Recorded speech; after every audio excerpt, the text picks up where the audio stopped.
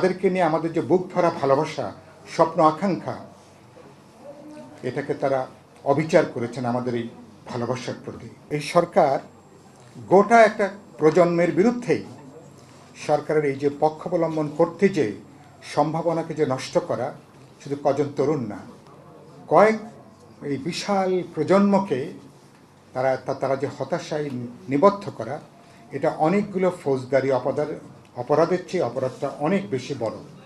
এটার ক্ষতিটা আজকে বোঝা যাবে না, আগামী 2 বছর, 5 বছর, 10 বছর পরে এটার ক্ষতিটা বোঝা যাবে।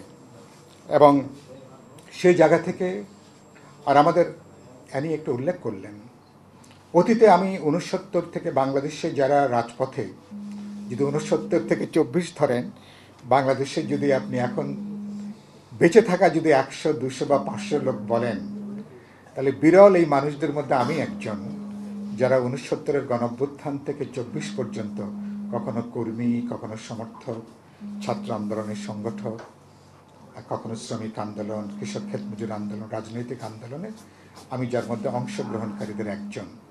কিন্তু কথাটা কেন বললাম, কোনো অভ্যুত্থানের কোনো ফ্রন্ট লাইনাররা এত 6 মাস, 1 বছরের মধ্যে নিজেদেরকে এরকম বিতর্কের জায়গায় নিয়ে যান নাই।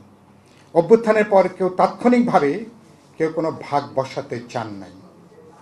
আমাদের এবারকার অভ্যুত্থানের কিছু ফ্রন্ট লাইনাররা ভাগ বসাতে যে নিজেদের ভবিষ্যৎটাকে তারা অনেকে যেমন কালিমালিপ্ত করে ফেলেছেন, অপ্রয়োজনীয় বিতর্কের মধ্যে নিয়ে গেছেন, তাদেরকে নিয়ে আমাদের যে বুক ভরা ভালোবাসা, স্বপ্ন, আকাঙ্ক্ষা, এটাকে তারা অবিচার করেছেন আমাদের এই ভালোবাসার প্রতি। এবং সেখানে আমার মধ্যে গভীর কষ্ট, নিশ্চয়ই অ্যানির এই কষ্ট আছে, নিশ্চয়ই এই পাশে আমরা যারা বসে আছি, নিশ্চয়ই সবার মধ্যেই বিরাট একটা কষ্টের জায়গাটা আছে। এবং সেই জায়গাটা আমি মনে করি যে 1 বছরের মধ্যে এরকম একটা বিতর্কের মধ্যে পড়াটা ছিল খুবই অনাকাঙ্ক্ষিত আমাদের ক্ষেত্রে।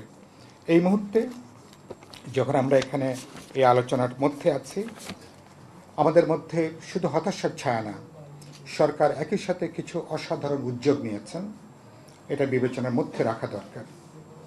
সরকার তারা আমাদের মুক্তিযুদ্ধের পরে সবচেয়ে বড় যে হত্যাকাণ্ড, প্রায় 2000 আমাদের ছাত্র, তরুণ, শ্রমিক, রাজনৈতিক দলের নেতাকর্মীরা, যুবক যারা নিহত হয়েছেন, তাদের বিচারটা শুরু হয়েছে, দৃশ্যমান হচ্ছে।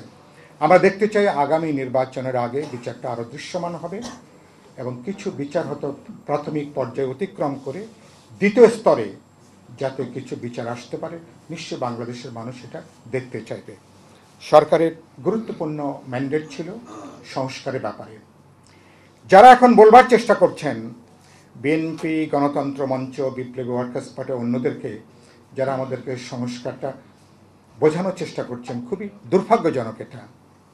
আপনারা 5ই আগস্টের পরে, এরপরে আপনাদের মনে হয়েছে যে কিছু কিছু পরিবর্তন দরকার, কিন্তু আমরা মনে করেছি রাজনৈতিক দলগুলো আজ থেকে 3 বছর, 3.5 বছর আগে, কোনো কোনো দল 5 বছর, 7 বছর, 10 বছর আগেও আমরা প্রস্তাবনা দিয়েছি, বাংলাদেশ পুরনো জমানার পথে যদি হাঁটতে না চায়, যে রাষ্ট্র একটা দল, একটা ব্যক্তিকে কর্তৃত্ববাদী শাসকে পরিণত করে, যে রাষ্ট্র একটা ফ্যাসিবাদী ব্যবস্থা তৈরি করে, সে রাষ্ট্রের সাংবিধানিক তার উৎসগুলোকে পরিবর্তন দরকার, গণতান্ত্রিক সংস্কার দরকার, গোটা রাষ্ট্র ব্যবস্থার একটা গণতান্ত্রিক রূপান্তর দরকার।